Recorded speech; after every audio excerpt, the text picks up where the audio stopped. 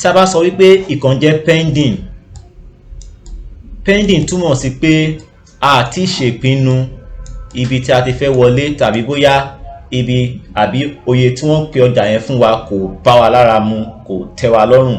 Fún àpẹẹrẹ, àwa tí a lọ sí ọjà tí wọ́n sọ fún wa pé bàtà yìí o $50 ni o. Àwa wò pé bàtà yìí ó ti wọ́n jù, èmi ò lè ra $50. Báwo ni mo ṣe máa ra bàtà yẹn $50? Èmi ò lè san market order fún kíní yìí, èmi dẹ̀ lè san instant order, èmi ò lè rà.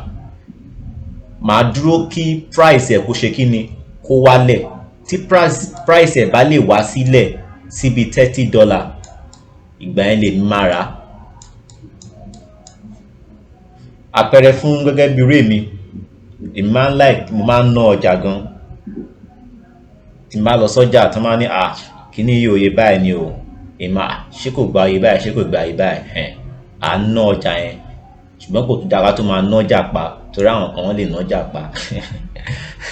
So à ń ná sí ìsàlẹ̀ so that ká lè rà ní oye tó kéré ju oye tí wọ́n kọ́kọ́ pè lọ.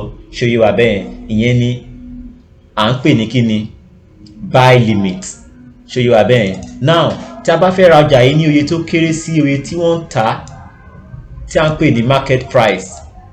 Market price yẹn túmọ̀ sí pé oye tí wọ́n ń ta ọjà yẹn ni market price. Ẹ má gbé síra o. Market order yẹn túmọ̀ sí pé market price yẹn ó bá wa lára mu. Market price ni oye tí wọ́n ń tà. Market order túmọ̀ sí pé ó bá wa lára mu, bóyá láti rà tàbí láti tà. Ṣó yé wa bẹ́ẹ̀? Now tí wọ́n máa sọ pé market price yìí kò bá wa lára mu, a fẹ́ ná sí bí i 30 or 20. Order tí a lè lò ní pending, ṣùgbọ́n ní báyìí a máa pè ní buy limit. A lè sọ wípé buy limit tàbí pending buy limit, ṣùgbọ́n kò yẹ ká tó fi pending sí, a kàn sọ pé buy limit. Limit yẹn túmọ̀ sí pé a fẹ́ ṣe kí ni, tí a bá sọ pé a fẹ́ limit kan, yẹn túmọ̀ sí pé a fẹ́ dínkù, a fẹ́ dín kan kù, a fẹ́ limit ẹ̀, a fẹ́ dín agbára kan kù. Tó máa ní a fẹ́ limit power èèyàn, wọ́n fẹ́ limit èèyàn, yẹn túmọ̀ sí pé wọ́n fẹ́ dín agbára èèyàn kù. Yẹn náà túmọ̀ sí pé a fẹ́ dín oye yẹn, a fẹ́ ṣe kí ni, a fẹ́ fà wá sílẹ̀.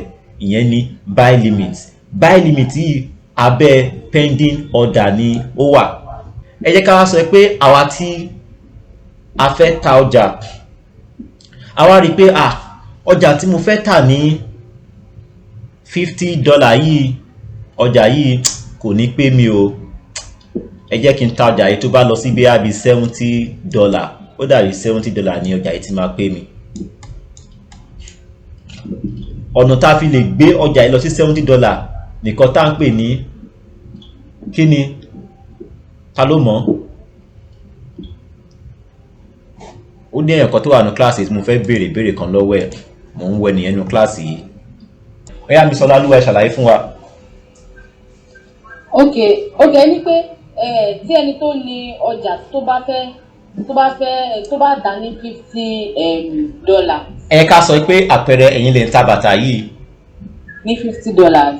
Ẹ wá rí i pé $50 yìí ó kéré, ẹ wá fẹ́ sún owó ẹ̀ sókè. Irú ọ̀dà wo lẹ máa fi sún owó ẹ̀ sókè láti ta ju iye tí ẹ fẹ́ ta tẹ́lẹ̀ lọ?